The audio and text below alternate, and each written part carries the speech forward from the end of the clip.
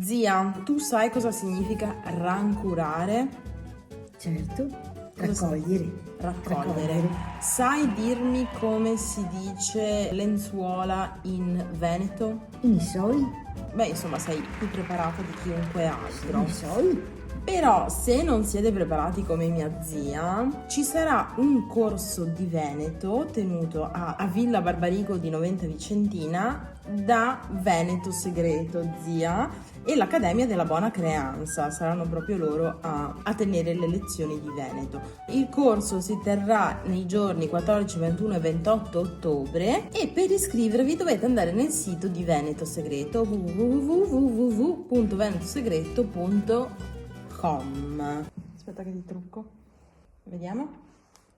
Non si vede niente. Come no? Allora, creanza cosa significa? È rispetto, educazione, essere educato, no? Infatti tu mi dici sempre Gabbi un fiato e buona creanza. Creanza vuol dire avere Poi rispetto. come si dice?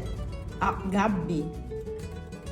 Te gabbi, Gabbi. che te gabbi un po'. Che te gabbi, creanza, che significa voce che del tu verbo abbia avere. che tu abbia Vabbè, rispetto. comunque per imparare meglio queste cose venite al corso di Veneto.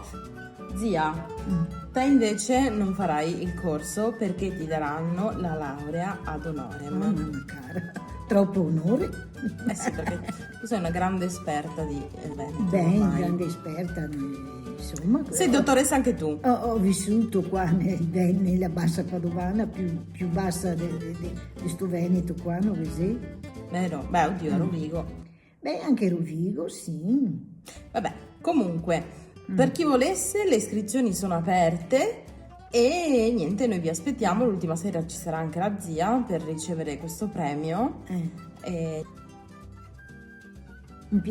Ti offro un piatto di bersiera. La bersiera vuol dire sempre l'accoglienza, così, ma il detto è proprio un piatto di bersiera.